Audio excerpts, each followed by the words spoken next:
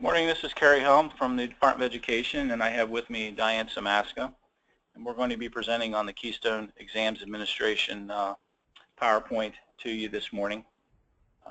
If you can hear me, I just want to make sure, of course if you can't, you can't, but if you could use the hands raised tool on your webinar, just raise your hand so I know that you can actually hear me. We are using phone as audio, so if you have not dialed in, you can do that, or if you can hear me on your computer, that's great. I see a lot of hands going up. If you do have trouble with audio, just be aware of a couple things. One, the PowerPoint we're going to go through with you today is currently posted. It is available online, and we are recording this and we'll post it. So if for some reason you have issues and can't get on the webinar, you can access this and watch it at a later time. Also, just be aware that this is the same basic PowerPoint that we presented back for the winter Keystones, and we also have been using, as far as test administration, it's very similar to the PSSA one. So as district coordinators, if you've attended those trainings, you're going to see pretty much the same PowerPoint that you've seen in the past. Before we get to the PowerPoint, just let me go through very quickly with you how to access the PowerPoint and other materials. If you go to the, what's visible on my screen right now is the Department of Education website.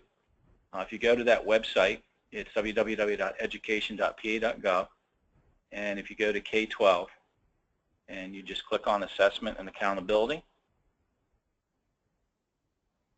and you'll scroll down to Keystone Exams and click on that, and that will take you to the Keystone Exams web page, and on that page you will find, as this opens, the PowerPoint posted right here. So once that, as I said, once we've completed today's presentation, and we'll do questions and answers at the end, we'll post the recorded presentation here with the PowerPoint as well. So the PowerPoint's available for you to look at, print out, and the presentation as well if you wish to show that to your school coordinators and test administrators, however you wish to use it. So I'm going to go to the PowerPoint now. And again, as we said, this is the Keystone Exams Assessment Coordinator Training, and on training today we expect to have district coordinators who may or may not have missed the training previous, or some new folks who are out there, and we welcome you. And we're basically going to go through the PowerPoint and then take questions at the end. Just to be aware that the accountability questions would go to the email on your screen. Any questions dealing with school performance profile should be directed to the RA account that you see on your screen. Questions we answer today will have to do with Keystone Test Administration. Our agenda today is to do a general overview. We'll cover policy. We'll look at the exams, planning for assessment, participation in administrating the assessment, monitoring, and then some contact information. As we move through the presentation, you'll see contact information, so you can take note of that. You can see that in the PowerPoint. This is also an interactive PowerPoint. When you play it, the links will go live, and you can actually use the links to access various pages that I've hot-linked or hyperlinked. General overview, all policy decisions do come from PDE. That's not changed, and the Keystone Exams logistics are the responsibility of DRC, Data Recognition Corporation. The delivery of paper materials, the eDirect system, the Insight system, all those are DRC, and we've included their contact information below. As far as policy goes, the federal accountability requirements, the students must take the Keystone Exams at least one time prior to or during the spring administration of their grade 11 year. Students who attempt the spring Keystone Exams and do not score proficient or above are permitted to retake. For graduation prior to 2019, schools shall offer supplemental instructions for students who have not achieved proficiency, but students are not required to participate, and the design of supplementary instruction remains your decision, a local decision. For 2019 beyond, supplementary instruction is required for retakes. And Senate Bill 880 delays the use of Keystone Exams, as a state graduation requirement until 1819. And we do have a link for Chapter 4 and the SB 880 update. In planning for the assessment, the resources that you'll need, again, the Handbook for Assessment Coordinators, That's posted. The read aloud and scribing guidelines are posted. The directions for test administration, the Keystone exams test definitions, the scoring guidelines, the accommodation guidelines, the PD guidance document for online testing, the online calculator, and then calendars. You'll find all of these materials on the web page or on the website that I shared with you previous. In planning, the preparation phase, you'll go to Part 7 in the Handbook for Assessment Coordinators, and there you'll find information on all of these items: scheduling, the parent-guardian notifications, preparing students, the classroom, extended sessions, the makeups, and then the agreements for confidentiality, the parent information code of conduct, and calculators. They're all in the appendices of the handbook. Part 2 of the handbook also lists participation rules, including accommodations, students participating with accommodations, the L's, non-assessed students, miscellaneous issues, the withdrawal, suspended, expelled, and home education. For participation, that section will give you information on students and their participation. Planning for the assessment, participation with accommodations, you'll see information on read aloud, small groups and despiraling, concussion, broken arm, scribing, and unique accommodations. Diane Samaska is here with me, and she handles most of the, or actually all of the accommodations questions that come in. Did you want to respond to any of these, or did you want to wait for questions? Just a note that is particular to the Keystone test, since most of you, or many of you, are dealing with the PSSA accommodations at this point. The one difference for the Keystone test that I do want to point out is if you look at the scribing, that scribing for the Keystone test is an allowable accommodation, so there is no need for you to submit the unique accommodation form for scribing. The reason for that is there are no questions on the Keystone literature test that measure writing as in the PSSA test. So that's the one difference, Carrie, that I wanted to point out. Okay, thank you. If you have questions on the PASA, the alternative system assessment, including eligibility questions or any of that, that would be directed to John Michella, and his email is available there. They also have their own website that we've linked to that site for you. Participation with accommodations for L's, this information has not changed. An unused booklet with the student's label must still be returned to DRC. That's just for emphasis. The accommodations have not changed, and they are all voluntary and not mandatory. So if you see this list, again, I'd encourage you, if you have questions, to look at the accommodations for L's handbook. The L's handbook will give you more information on accommodations, and if you still have questions, feel free to email the department. Preparation, the roles and so on that are required in preparing, training, and test security, we're going to go into those now. They're in Part 1 in the appendices of the handbook, so you'll find more information there. We're going to give you a general overview. Administering the assessment training, the district assessment coordinator trains the school assessment coordinator. The school assessment coordinator trains the test administrators and proctors. The test administrators and proctors are required to do the Pennsylvania State Test Administration training, and we've included the website link there. And then if you have technical issues or need support, DRC is handling that at this time, and we've given a phone number and an email for that. There's other general training that you may be doing for staff, such as custodians, so on, and handle materials. And then, of course, there are test security certification documents, which we've linked to the handbook and the appendices for the various roles that are to be signed once the testing window has closed. The roles and responsibilities of you as a district assessment coordinator, you're attending training. We also record and post trainings, and as long as you have attended a training, either watch the training that's current or attend a live training, that is what you need to do. Either one of those are fine. Just make a note of when you've watched or attended trainings, and we will, if we do visit your school or do monitor you, we will ask you for the date in the training when you watched it or when you participated. You do update your eDirect accounts for district and school. Review the manuals, the directions for administration, handbook for assessment coordinators, the online user guides. There is a security handbook now that we've also posted that's available as well. That is a break out of the previous ethical standards of test administration combined with some of the information that we have from the test security certification statements, and that document, most of you are probably familiar with from the previous training, is posted as well. Review district procedures for homeschooled students, and review your policy for handling cyber school charter requests to test students. You train your school assessment coordinators, you receive an inventory test, distribute them, and collect an inventory package in return, and you sign your test security certification. You should have a written policy for doing such within your district, and you will be asked about that if you would have a monitor or have someone show up. They would ask you how you do distribute test materials within your district. Please do report any suspected testing violations to PDE as soon as they occur. For the school assessment coordinator, you attend your mandatory training with the DAC. Some folks do attend this training as well, and that's fine. You review all your DFAs and handbook for assessment coordinators, the security handbook. If you're testing online, review the online user guides and do your eDirect updates. And you also train and test your test administrators and proctors. And just as a reminder, and this has not changed, test administrators must be a member of the school district, and that includes substitutes, no volunteers. We do get questions frequently about student teachers. They may be present in the testing room, but they may not be TAs or proctors. Moving along with the school assessment coordinator, you do create the testing schedule, include small group settings and extended time locations, assign staff to supervise breaks and movement to other settings. We do ask for written policies as far as breaks and emergencies. Your district probably has policy related to fire drills and so on. You should have a written policy that goes along with that, or something in writing that directs folks what to do during testing.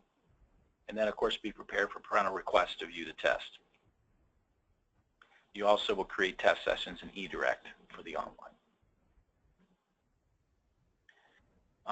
The school assessment coordinators, as the building person, should make sure that there are no prohibited materials on the classroom or hallway walls. You receive the test from the district coordinator if it's a shift to district, and inventory tests for school and other additional materials if needed. You also put labels on test booklets. Do not open them while you're doing it. And you will distribute those to test administrators on the day and at time scheduled for test administration. And of course, we go through with security measures and so on. You'll be familiar with the sign out, sign in, and how you do that securely. You'll monitor testing sessions. You'll collect tests from test administrators. You make sure the tests are kept in a locked area with controlled and limited access. You return them to DRC or the assessment coordinator, district assessment coordinator, whichever applies to your district, and you also sign your test security certification statement.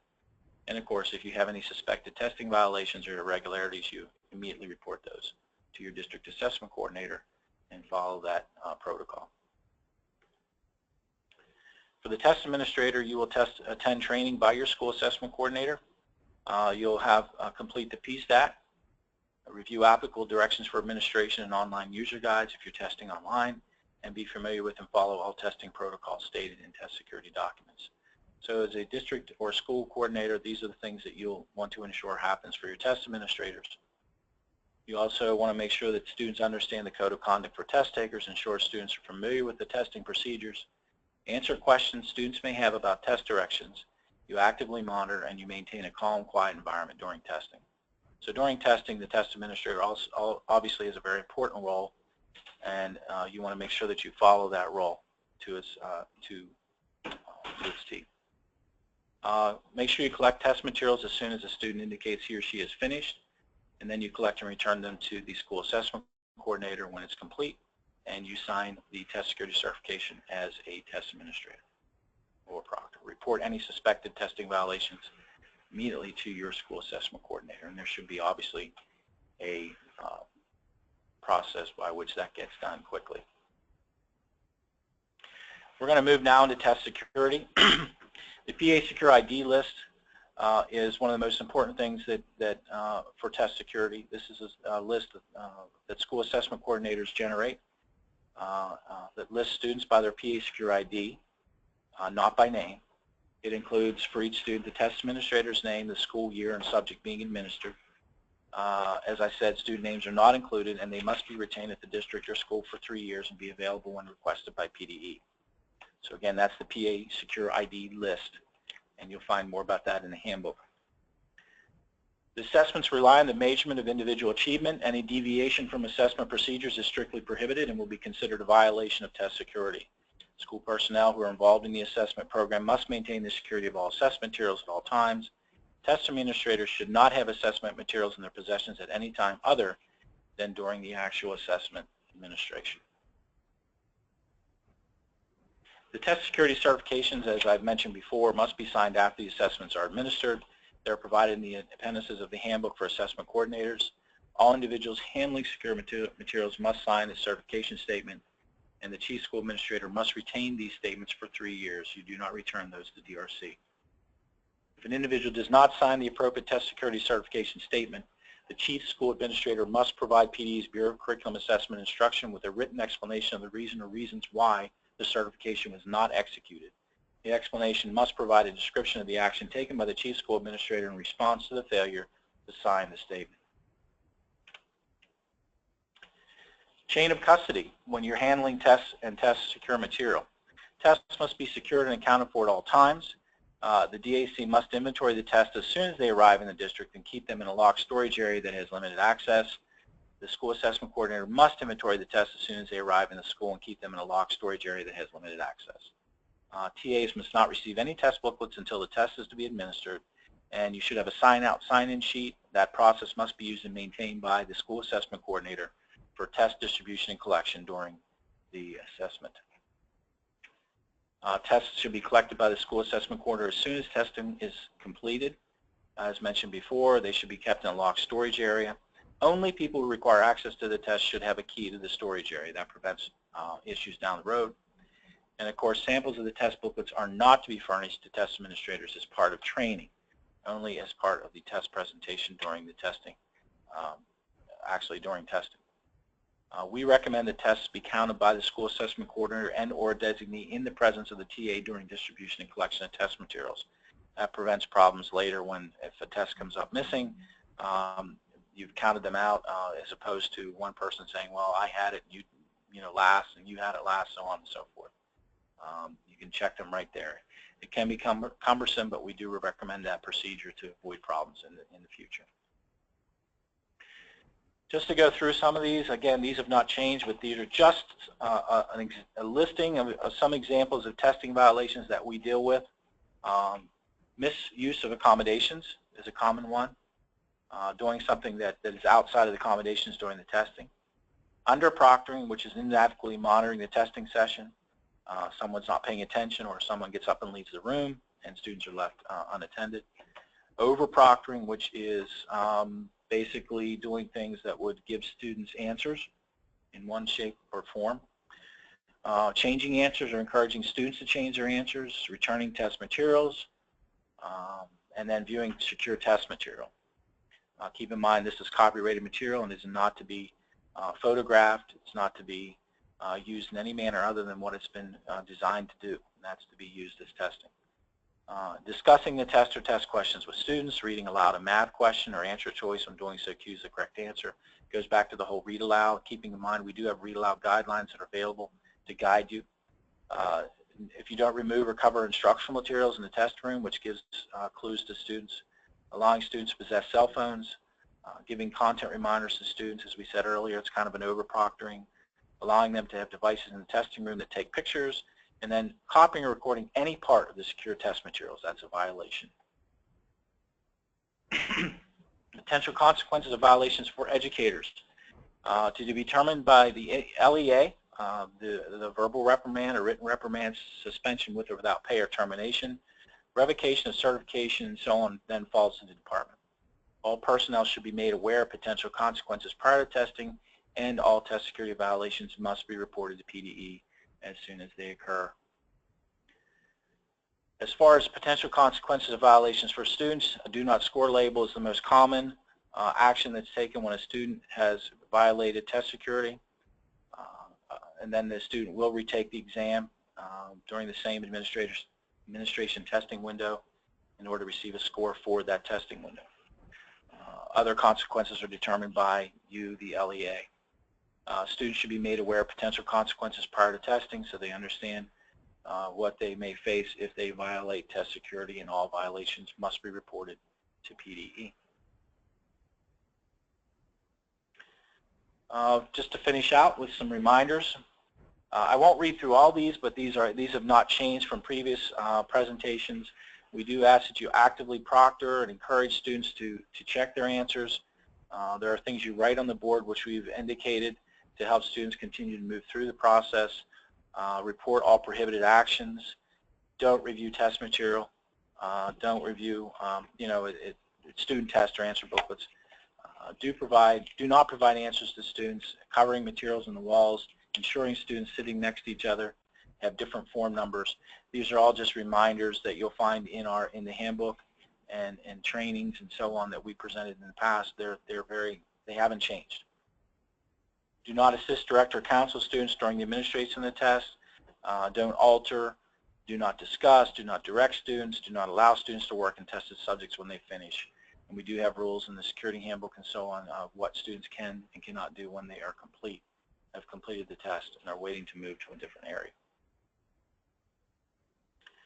Monitoring is occurring currently, and we've shared in the past how this takes place. There are a couple different types. There are on-site visits, and then there's data forensics. The documentation that we collect for on-site visits, a lot of folks have that, but just to go through some of it. Data forensics looks at student erasures, how long it takes a student to answer an item when taking the test, when answers are changed and how often they are changed, and statistical analysis of student scores and performance. And they're looking for trends. If there's minor issues, those things don't show up. There's certain things that will show up though that show a trend or that may raise a flag, and they will then take a look at that. Documentation that we look for when we're monitoring, and this is not an exhaustive list, would include training agendas and sign-in sheets. So the DAC, SAC, and when you do your trainings, you should have an agenda of some sort, and then you have sign-in sheets for people to sign in. So you want to have those and retain them. Master test schedule, including small group rosters, the makeup test schedule, the PA Secure ID list distribution with student names redacted, the sign-out sign-in sheet for test distribution, test security certification statements from previous years, written school and district specific procedures for parents to view the test, and the parental exclusion request letters. If you have suspected violations, you contact PD at the number listed at 787-4234 at 717 area code. Additional test security contact information, Jay Gift, there's his number and email, and Charlie Wayne. We have a number and email for Charlie as well. If there are other folks that are assisting here during testing when we get flooded with calls and emails, so you may end up hearing back from somebody else within the department. That concludes our presentation. And at this time, we will entertain some questions. So let me go to the question section.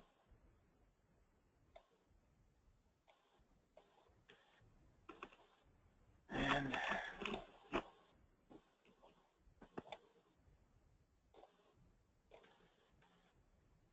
let's take a look here.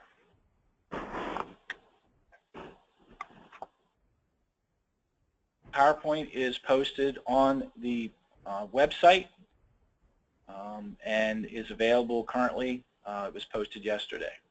So if you go to the PDE website and you go to Keystone Exams webpage, and I encourage you to please to visit that page, you will find a PowerPoint posted, and this presentation recorded will be posted later.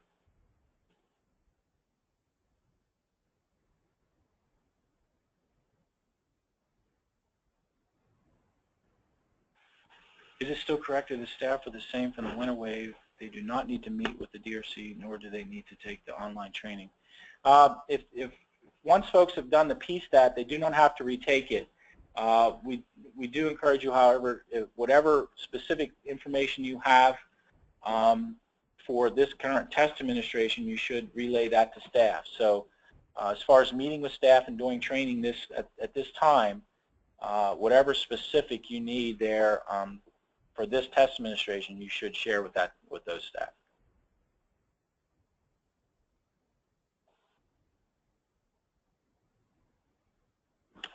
That's on the exclusion policy and deadlines.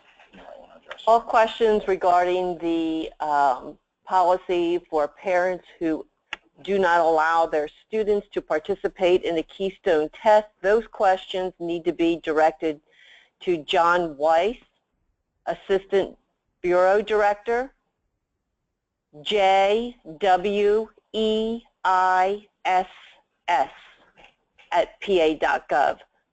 You also may call or contact any of the persons that you see in this PowerPoint, and we will direct you to John Weiss. John will answer all questions specific to parent exclusion or refusal for participation in the Keystone exam.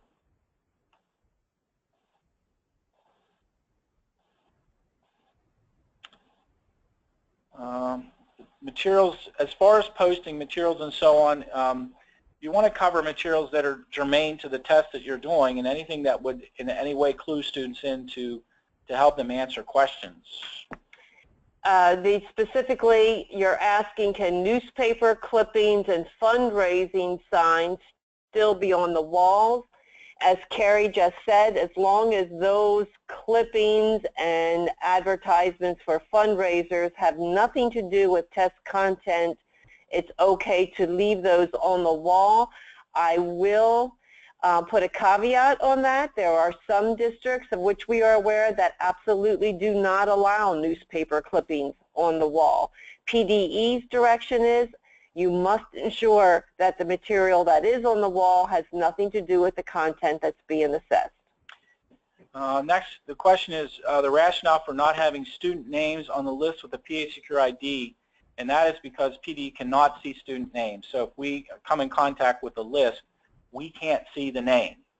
So if we ask for a list, a PA Secure ID list, and you have student names on it, you'll have to produce a different list, or you'll have to redact those names. And that's the simple reason. It's just we cannot see the student names. By regulation, PD is not allowed to associate the name with the score. Parent refusal option, the only reason that the button appears or the bubble appears for parent refusal is to differentiate between the exclusion, the opt-out, and the parental refusal. That's the only reason that exists. PD is not endorsing refusals or any of that. It just, there's a bubble there so that we can separate out those parents who've gone through the opt-out procedure and those in those cases where there's just been a refusal. Right. As you know, you do have parents who follow the Chapter 4 procedures for a religious objection, and you have parents who refuse to allow their students to participate. So that simply separates out those two reasons for you. This is a specific question for a specific student who is going on vacation, and the question is, can they take the test in a different building a couple days prior to the test administration? Any questions regarding changing that schedule before the actual testing window opens? You need to contact Ray Young, RAYYOUNG, at pa.gov. And again, as my previous direction was, you may email any of the persons that are contact on here, and we'll get you to Ray Young. Ray is the person who will handle any change in schedule outside of that testing window. Must labels be put on the test before disseminating to testing rooms? That is a procedural question. I think that most SACs excuse me, do that in order to be more efficient in distributing the test. There's going to be a bubble field which will allow students to mark they're refusing or something to that effect. Please advise. That's the bubble. It's our understanding there's going to be a bubble which allows students to mark that they are refusing. I'm not sure where that came from. We've not heard anything about that. So at this time, I would say that we are not planning on putting a bubble on there. If that does come to fruition, you will be notified. If a test administrator only has one student in the room, can that administrator read a book? That test administrator's job is to monitor the secure administration of the test. That cannot be done if the test administrator is reading the book. When will SAC training locations be posted? We don't do SAC training. SAC training, the question is, when will the training locations be posted? That sounds like a local question. Your DAC, your District Assessment Coordinator, will train the school assessment coordinators. For constructed responses, if a student runs out of room in the provided space, can you allow them to write on additional paper and then scribe their answers into test book? Okay, I'm not sure if you could hear Carrie reading that question. The question is, can I provide additional paper for my student to write the constructed responses? No, the response must fit into the response space that is provided in the test booklet or in the space on the online test. As far as an internal PA Secure ID list with student names, that's okay with me. We can't, if we ask for a list, we can't have student names on it. Yeah, one suggestion for that is that many schools keep their PA Secure ID list. Of course, you've got your student name associated with that. You need that. But if you're using an Excel sheet or even another program such as a table on a Word program, just simply delete that column for PDE. Are school districts permitted to test half their students in the morning and the other half in the afternoon? This is a scheduling question about testing in the morning and the afternoon, and our answer to that is you must be aware of security issues that the students in the morning may or may not, according to your scheduling, have the opportunity to share with the students in the afternoon.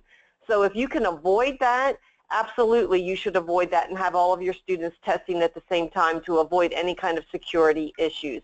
You may run into problems if you're an online testing school and you do not have enough equipment to allow all of your students on at the same time. Of course, that's a different situation, but you should make every effort to have all students testing at the same time for security issues. Motivational signs. Motivational signs, as long as they do not have any content on them, may remain. Who do I send testing sites list to? It's Craig Weller. The question about sending your testing sites list, that goes to Craig Weller, CRWELLER @pa.gov. And again, as I said, contact anyone on this PowerPoint and we'll make sure it gets to Craig Weller. Is there a religious opt-out? I thought that was only for PSSA. Keystone and PSSA are statewide tests. Therefore, Chapter 4 rules apply regarding the religious objection. Why is the PowerPoint? Oh, it's the PowerPoint isn't moving because it's over. Can I have clarification on the first bullet point in the policy slide? This year, I'm required to test any 11th grade student who is not yet tested, any 12th grade student who is not tested, and any student in a test-eligible class. That is correct, Jennifer. You are asking who you should test. Yes, you should test all of your 11th grade students who have not yet tested. You should test any retesters in your 11th grade, 12th grade students who have not yet tested, and any student in a test-eligible class, that is a student who has completed that course. You might want to look, Jennifer, in the handbook for further clarification on the grade 12 students for participation. Please check your handbook for assessment coordinators regarding 12th graders. Yep. If this training is done in the fall, do you have to redo it with the administration of session fall and spring? You do for each test administration. There are specific things that you will do for that window of training. You don't have to redo all of this training unless the reason we do it is in case anything has changed. There are occasions when either the policy or law changes, or we run into issues that we haven't run into before when we deal with testing irregularities. So that's why we do the training. We've been trying to record and post training so people can look at them instead of having to sign into live webinars and just ask questions when they have them. But in general, as a district coordinator, you want to make sure your SACs are up to speed for each window. And then, of course, you'll have to provide them with specific dates and times and information in case your protocol or process changes, and they'll need to review with their test administrators. This is the kind of thing you don't do very often, but when you do it, it's important. I equate it to when you get on a plane and they have to go through the same stuff they go through each time. It's the same stuff. You've heard it time and time again when you ride that plane, but you don't ride a plane unless you take flights every day often enough to just remember it. So it's good to review it and go through important information each time, and we do require that some sort of training is done.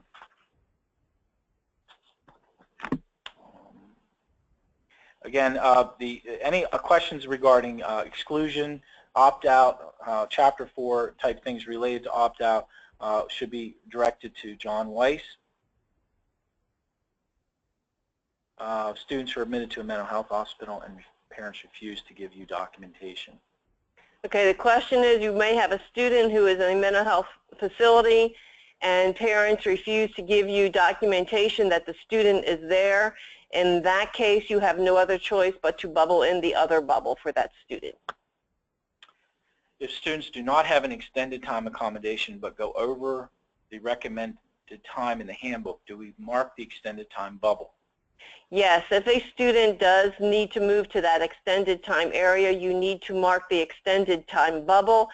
However, if you've got a whole class that simply takes maybe 10 or 15 minutes longer than you have scheduled, you do not need to bubble in extended time for all of those students in that class. If a student passed Module 2 for the Algebra 1 test, but still needs to pass Module 1 to become proficient, could they just show up for day 1 to only take Module 1? It's recommended that the students take both of those modules because what has been demonstrated to us is that students do tend to perform better if they take both of those modules. Is the bubble student is enrolled in a Keystone related course still on the answer booklet? I believe that's information that you enter. I don't have the answer booklet in front of me, so I can't check that. You probably have those already in your district, but I believe that's information that goes into PIMS as to whether or not the student is in a Keystone-related course. That's PIMS information that is then included in the pre-code label. Can you clarify how many students are in a small group versus a group that is despiraled? Please check your accommodations guidelines. Students that are in a small group in which that group requires the entire math assessment or biology assessment to be read aloud. These are very few students, may not be more than 5, and that's the only group that you may despiral the booklets for. And that is only the SAC may despiral that. We know that students are in small groups for other reasons, such as only having some of those questions read aloud as needed, such as distractibility reasons, such as extended time reasons. Those students may be in a small group of up to 12. Booklets may not be despiraled in that group of up to 12. Okay. And you missed this. I guess there was a sound issue, but teachers do not have to retake the PSTAT. But as I just said earlier, they do. There is some sort of training that you will go through with them for this specific window. It doesn't have to be, you don't have to go over everything. I would say it would be more of a review, and then anything that specific that you have for them. That's what I would gear it towards. If you sent your testing dates on a document that was already sent to districts, do we need to send it to Craig? And I believe that was Craig's survey. I believe that survey goes to him. So unless you have a change, no. It's my understanding that students can opt out of remediation and do not need to retest if they do not receive proficiency as long as they are testing within the next 2 years due to changes in regulations. Is this correct? I don't think students have to participate.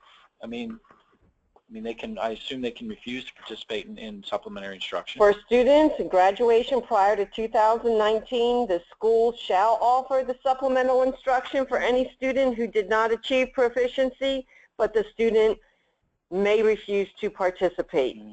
And that design of that supplementary instruction remains a local decision. However, for students who graduate 2019 and beyond, districts are once again required to supply, and the student is required to participate in supplementary instruction before a retake. How many minutes over the scheduled time is considered extended time? we're not counting the minutes, Rebecca, or what is considered extended time. You already know your students who require more than the typically recommended time that you have scheduled. Those students are already in an extended time area. If you've got students in the classroom who have not finished and your scheduled time is finished and all students are finished except for those 1 or 2 students, they move to the extended time area. You mark extended time, but again, as I said previously, you may have a whole class that may take 5 or 10 minutes longer than you had scheduled. That's okay. The Keystone is not a timed test, but if you need to move those students to an extended time area, you need to mark extended time. Can secure testing materials for other exams be stored in the same testing location as Keystone exam materials? And I think the real issue there is who has access to the room. If the same person is dealing with those materials, then yes, because they're the same. I mean, they have the access to that room. But if other people's materials are in the room, and now you have a bunch of people who have access to where the Keystone exams are, then that would be a problem. Do we still bubble the currently enrolled and not currently enrolled if the information is in PIBs? Again, that pre-code label has that information. However, if you're using the district label, you'll need to bubble that in. What happens if a student has a pre-coded label for Keystones but is no longer in the Keystone triggered course? Then you will need to change that information in PIMS. Again, all questions regarding that should go to PIMS. How many students may be in a group that requires full audio for the online test?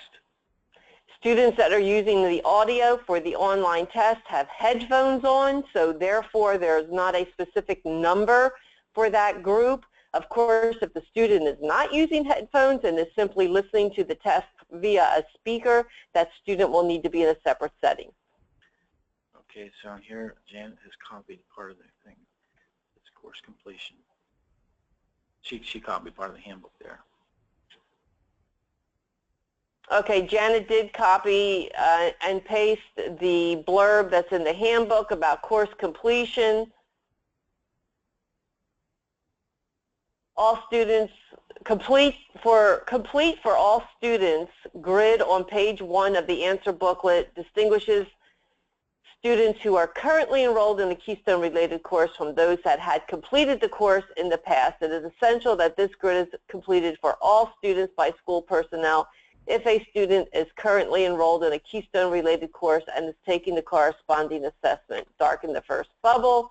If a student is not currently enrolled in the Keystone-related course but is taking the assessment for other purposes, darken the second bubble. And this grid must be completed for all students. Thank you, Janet.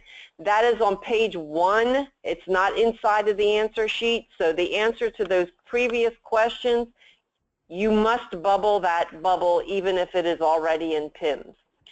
Do you think 2 hours is enough scheduled time per module? Yes.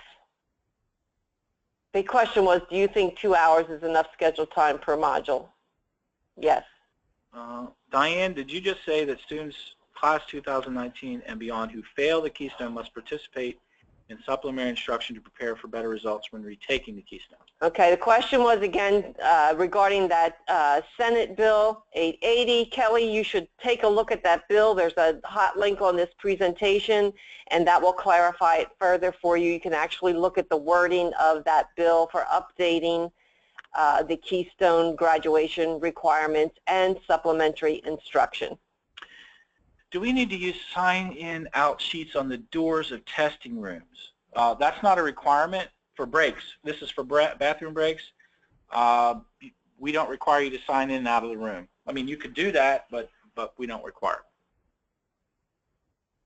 Prior webinars. Carrie, can I jump in here? And I just responded to Kelly, her question about the taking a look at the actual Senate bill.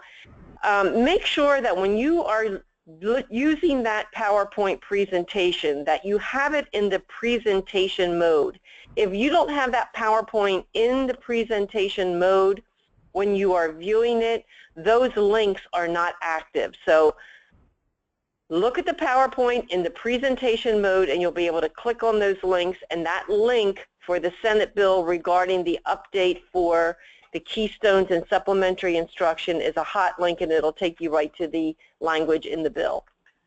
Prior webinars required only those students utilizing extended time as a function of having an IEP with that accommodation list to be bubbled as extended time. Students with no IEP and utilize extended time should not be coded as extra time in that this is a function of the assessment. Is this still the case? I think that's a misunderstanding. Any student who uses extended time in that extended time area goes over the scheduled time in the classroom for which, and everybody has returned to their class schedule, but you've got a few students who are still working. All of those students, regardless as to whether or not they have an IEP, need to have the extended time marked on the accommodations page. What happens if a student was accidentally ordered a pre-coded label but will not take the exam? If you have a label for a student who is not taking the exam and does not need to take the exam, that label can be destroyed. If a student passes the biology Keystone but fails the class... Wait. And I'm sorry, I want to go back on that, Joel, because I want to make sure that if you've got a student with a pre-coded label but that student is excluded for or does not take the exam, is not assessed, for any of those reasons on page 1, that label still needs to go in the booklet and the booklet needs to be returned. I thought I was responding to destroying that label about a student who should not be taking that test, and it's just an extra label, a student who's moved away, a student who's no longer in your district. But all other reasons that are on the front page of that booklet for non-assessed students, that pre-code label must go on the test. The other point that I want to make here, Carrie, is regarding ELL students and that literature test. If those ELL students are in their first year in a U.S. school, first 12 months in a U.S. school, as you know, they do not take the literature test. However, you must still return a booklet for that student. You must still put a label on that literature booklet. You must mark that bubble that identifies the student as a first-year ELL student. You must make sure that that first-year ELL designation is in your PIM system, and you must return a booklet for that student for literature to DRC. Sorry. If a student passes the biology Keystone but fails the class at the district level, should the district give the student the credit for the class for graduation? Any thought about what other school districts are doing? Maybe just deal with something like that. Right. I mean, the question went away. Can you bring it back up again?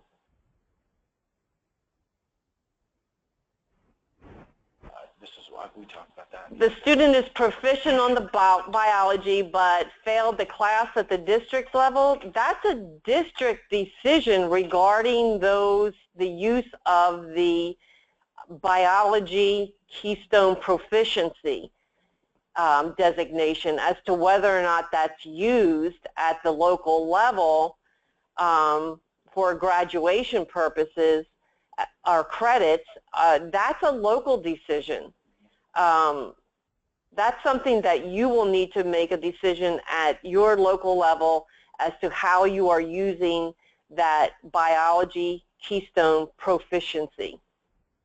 Yeah, other districts, some districts may use the Keystone as a local graduation requirement, so on things that they might do. Right. So I don't know. You might want to poll your local districts. Right. Some districts are using it. Some districts are not. If a student gets sick and does not finish a test section because they're going home, how and when can that student complete the section on a different day?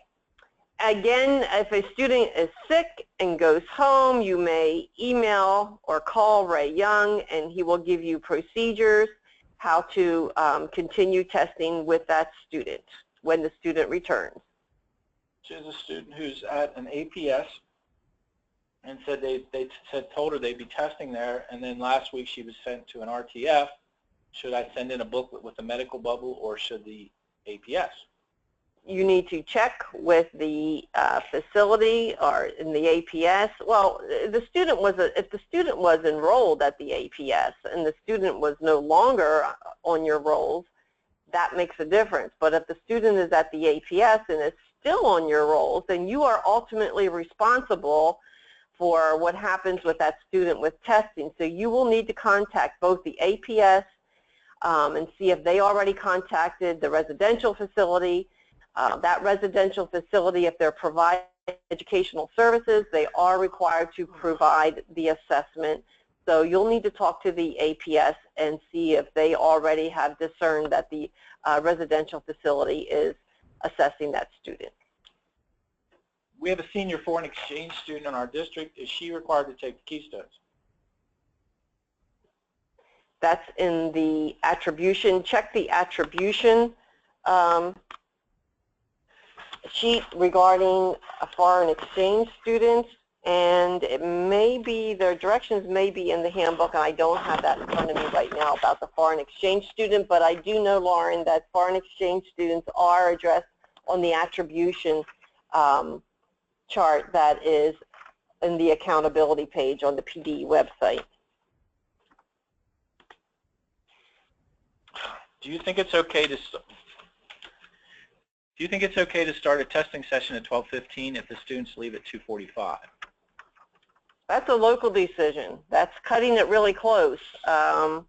We've had schools that have started it that late and the buses come and the students aren't finished. So I think that's a little dicey, but it's about 2 hours and 15 minutes before they start getting ready to go. Yeah, that we've had students who have had to stop testing because testing wasn't started until that time in the afternoon. So I would be very cautious about starting testing that late. Yeah, I don't know. It's a local decision. Do all staff members need to complete the PSTAT training, or just it's for TAs and proctors? The hallway monitor does not have to do the PSTAT. You do general training with hallway monitors, and they do sign the general test security certification statement. And on that statement, if you look at it, it'll have some general things that you should cover with them. It's just take a look at that test security certification statement that they have to sign. It'll show you what they need to know.